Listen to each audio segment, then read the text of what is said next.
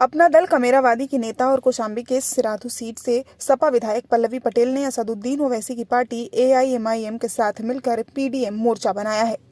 पल्लवी पटेल लोकसभा चुनाव में पीडीएम को तीसरे विकल्प के तौर पर पेश कर रही है। सोमवार को फूलपुर और इलाहाबाद लोकसभा सीट पर पीडीएम प्रत्याशियों के नामांकन में शामिल होने आई पल्लवी पटेल ने इंडिया गठबंधन पर मुसलमानों की उपेक्षा का आरोप लगाया है। इस दौरान माफिया अतीक अहमद की पुलिस कस्टडी में हुई हत्या को लेकर पल्लवी पटेल का दर्द एक बार फिर से छलक आया। पल्लवी पटेल ने सपा मुखिया अखिलेश यादव की तुलना सिराजुद्दौला के सेनापति मीर जाफर से करते हुए कहा कि उन्होंने मुसलमानों के हितों से समझौता कर लिया है। किसी भी मुसलमान पर कोई अत्याचार होता है तब वो नहीं बोलते हैं। पल्लवी पटेल ने कहा कि अतीक अहमद माफिया और अपराधी होने के साथ ही साथ एक राजनेता भी थे, लेकिन उनकी हत्या पर अखिलेश यादव ने एक शब्द नहीं बोला। उन्होंने अतीक अहमद को अपना दल का कर्मठ और जुझारू कार्यकर्ता बताया है। कहा है कि अतीक अहमद ने ताउम्र पिछड़े, दलित और मुसलमानों के लिए संघर्ष किया।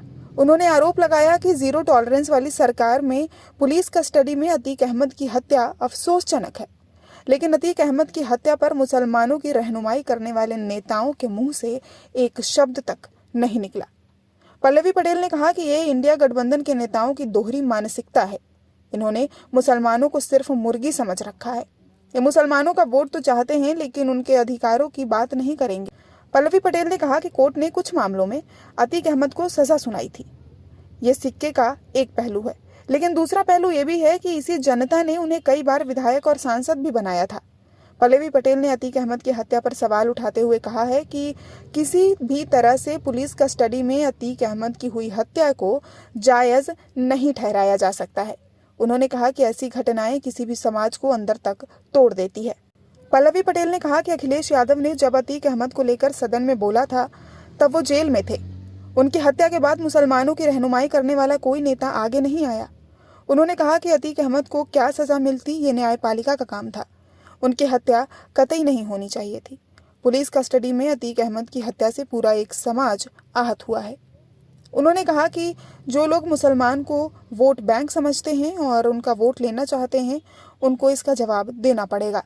उन्होंने कहा कि प्रदेश में पिछड़े, दलित और मुसलमान एक राजनीतिक विकल्प की तलाश कर रहा है, जो अपने वोट के जरिए इंडिया गठबंधन और एनडीए दोनों को उखाड़ कर बाहर फेंक देगा। पल्लवी पटेल ने मुसलमानों से अपील की है कि आपके हक हकूक के साथ खिलवाड़ किया जा रहा है, इसलिए आपको नए विकल्प की ओर देखना चाहिए।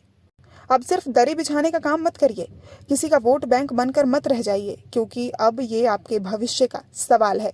उन्होंने मुसलमानों से अपील की है कि अब लड़िए और सामने खड़े हो जाइए। देखिए, आप उनका वोट ले रहे हैं, लेकिन जब उनके साथ कुछ गलत होता है तब आप मुसलमान का माँ भी नहीं बोल रहे। हमने क्या मांगा था? सिर्फ इतना ही तो कहा था कि अगर राज्यसभा में 3 सीटें हैं तो उसमें एक मुसलमान महिला क्यों नहीं हो सकती? एक ऐसी महिला क्यों नहीं हो सकती जो दिन रात बाहर काम कर रही है, सड़कों में, खेतों में, और अपने परिवार के लिए पैसा जुटा रही है। पिछड़ों का 30 आरक्षण को लागू नहीं होने दिया, और उन्हीं पिछड़ों का वोट लेकर के आप ऐसे किसी व्यक्ति को नामित करते हैं और राज्यसभा सदस्य बनाना चाहते हैं। तो क्या ये दोहरी चरित्र नहीं है? देखिए, मेरा ये मानना है कि अतीक जी जो हैं वो एक बहुत ही कर्मठ और जुझारू कार्यकर्ता रहे। अपना दल के बहुत पुराना संबंध रहा, और उन्होंने ताउम्र जनप्रतिनिधि थे या नहीं थे, ताउम्र पिछड़े, दलित और मुसलमानों के लिए संघर्ष किया। और ज़ीरो टॉलरेंस वाली इस सरकार में उन्हें पुलिस कस्टडी में बेदर्दी से उनकी हत्या कर दी जाती है, और वो लोग जो मुसलमानों की रहनुमाई करने का दावा करते हैं, उनके मुंह से एक शब्द नहीं निकलता है। तो क्या ये दोहरी मानसिकता नहीं है?